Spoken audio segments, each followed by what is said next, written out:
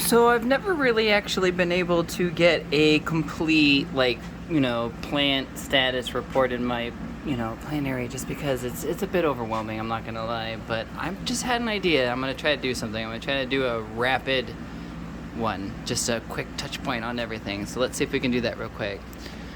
So this is my philodendron. I got it not too long ago. I'd say probably it's only about maybe with me less than a month. I'm really happy because so far this was the first leaf it put off. It was already pre-damaged. It was kind of uncurling, but unfortunately it was dehydrated from the farm I bought it from, so it got caught up. It put off that leaf next, and it's currently on spiraling one, so he's coming along great. Super happy about that. This is my Swiss cheese plant. To be honest, I thought he was going great. He's climbing well and everything. I've been noticing lately, though, like this offshoot that I'm getting ready to cut off, I was hoping to be able to like propagate it, but it's starting to die off. I'm seeing some yellowing. Don't know what to think about that. I'm gonna have to do some research on that, figure out why. It might have to do something because its light is a little bit further away from it. And we've got its overgrowth is all up at the top here. You're noticing it's putting off absolutely no leaves. So I'm thinking it's feeling like it doesn't know or where it's going, has no light, and so it's killing off the lower growth. So I might have to trim that and redesign it. Space is an issue, obviously. Here, this is all in a fish room. So let's see here. This is a bromeliad that actually was a family members of mine. They unfortunately were scared because they killed it, so they gave it to me to see what I could do with it. And sure enough, I've managed to actually, even though the plant didn't recover, it recovered in the sense that it put off like 50 pups because it's really happy down here. So you can see they're just all over the dang guy, pup after pup after pup. So getting ready to pull those off. Up here are some golden pothos that I just replanted. I've been trying like lots and lots of different propagation methodologies, and I'm much more happy with like the short stem version that I've been doing here. Been doing water propagations, but not like for instance, where's the other one I just did? Wow, oh, right here. So like this guy is one that I used to do where I'd like try to keep a big long, just, bit of the vine when I transplant it, but you'll notice all the new growth comes up here and you're just left with all this emptiness. So I'm basically I just transplanted this guy as well today, so I'm gonna, let him kind of establish his root system and then snip him to hopefully see if I can get new growth out. Like that worked down here on this one. I snipped that guy and now we've got all this new growth right here. So try to experiment. That's just something that we had out in the front yard. It literally died off 100%, so I brought it in to see if I could recover it, and it's actually coming back pretty good. Let's see here. This is my don't don't spoil it for me. Oh my gosh, it's like my favorite plant too. Oh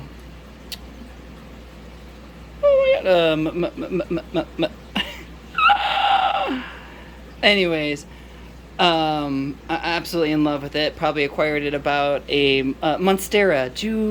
My goodness. So yeah, unfortunately, or not unfortunately, fortunately, when I got him, he was kind of like heavily root bound. So when I transplanted him into this pot recently, I kind of, my climate is different than where I acquire him from, so I have to let him like settle for about 2 weeks. But when I transplant him into this bigger one, he just exploded. Like that's a new leaf. He's got like 5 or 6 new leaves coming off of him in like just a few days. So super happy about his progress. These are all my snake plant propagations. The mother plant's upstairs. All that is a copper fungal infection, but it didn't occur down here. The mother plant had it, so I've been doing like propagations, and then as they're growing, cutting off the infections, and what's good I'm like repropagating like this, and then what's bad I'm discarding. So I'm slowly recovering these guys. This is my dragon's breath. It was a gift from my mother. I love the damn thing. I've been having a hard time figuring out how to take care of it. I finally started figuring out what it wants. You can see the top of it way healthier than the bottom, so I'm kind of letting it grow up in a bit to where I can cut out that under canopy without damaging it. You've got my staghorn. Absolutely love this guy. Grafted him probably, I don't know, I'm gonna say a month to a month and a half ago. I don't believe he's actually clinged onto the board yet. He's still, I don't know if you can see it, but he's got like fish lines that are holding him on. He's kind of stalled out in his growth, like his shoe kind of like calcified. I haven't seen him put off any new shoe yet, so I'm a little worried about him, just because it's my first time with the staghorns, but I'm really looking forward to see what happens to him. stuff like this. This is an old generation bromeliad. I'm trying to recover her. She's like 7, 8 years old, and there's a long story behind her. Funny enough, it's a daughter of this plant, which also had died off. It looked just like her, and we managed to recover that one beautifully, but that one's still, the other one's still struggling. These were a bunch of aloe plants that were gifted to me by a coworker's wife. She gave me this one, and then I've just been slowly, like as you can see, they pup off. So I've just been pupping them off, because why not? Anything that'll pup, I'll grow. I absolutely love plants that pup. These are my mothers of millions. They were a gift from my mother-in-law. Like, I've got millions of them. They're all over my house.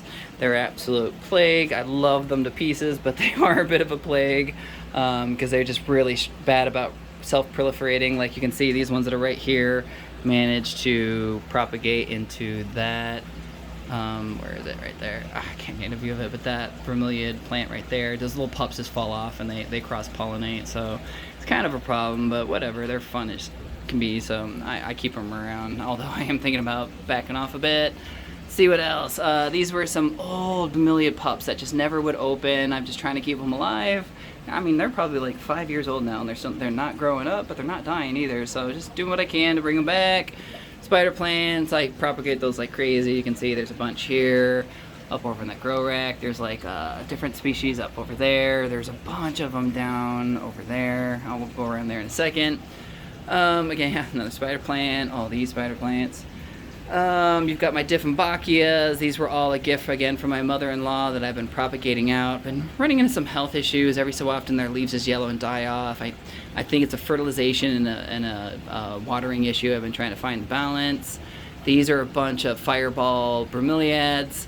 They were pupped off a while ago. Mother died. Mother's got like 6 more on them. They're all under nutrified and in need of TLC, so definitely shame on me on that. Those guys all need to get caught up.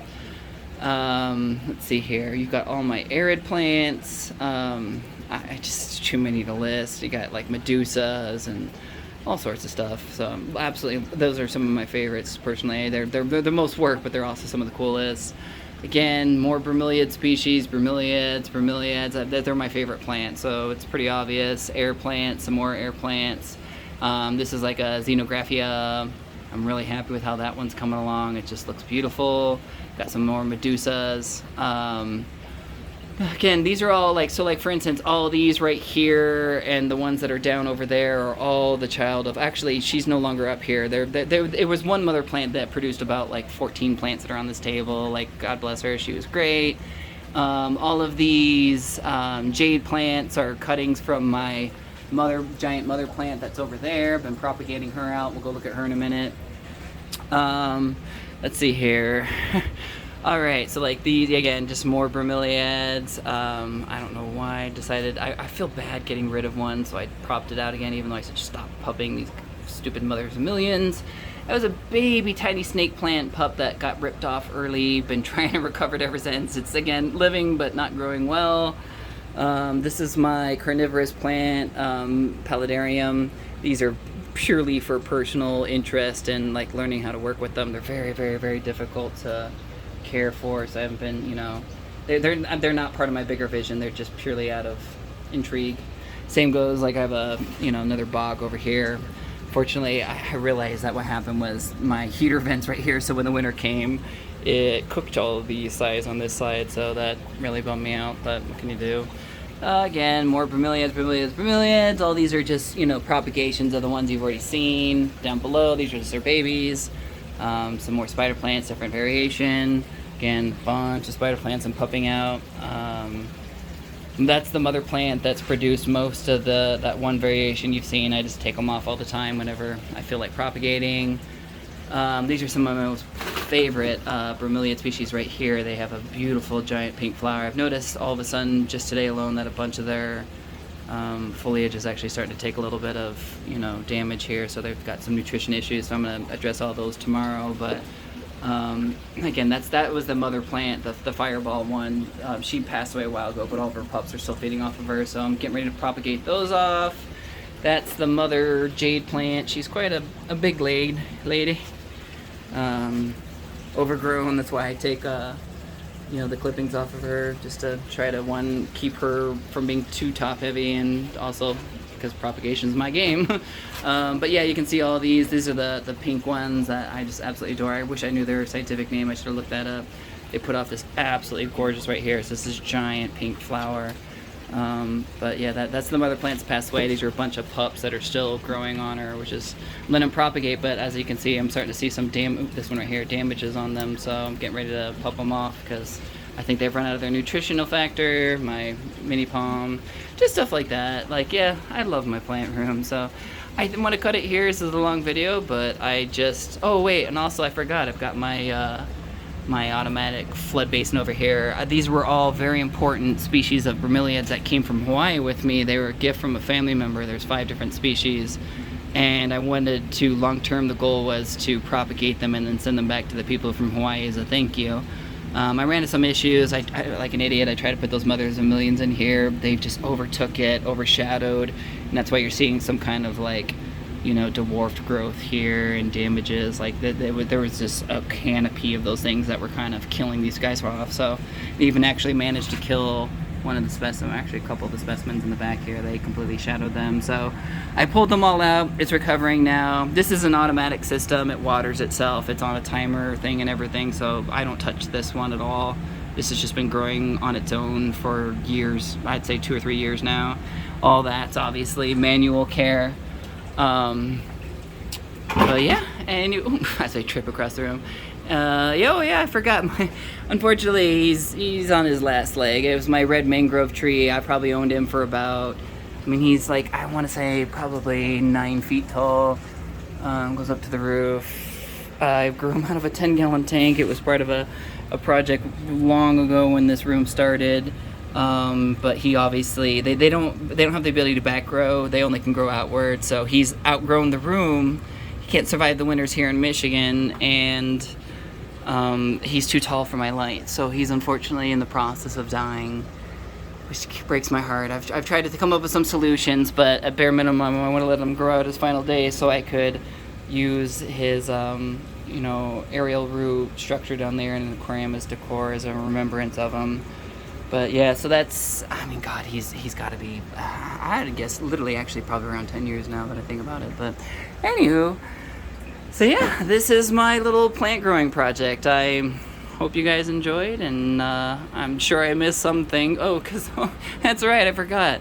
There's like my orchids here. You've got all my other air plants right here. This one actually just recently flowered. Which was gorgeous. God, yeah, exactly. It's hard, man. I'm sure I've missed many a thing, but I think I've shown enough to call this a video. So thanks, guys, for watching. I really appreciate you, and I hope you enjoyed. Bye.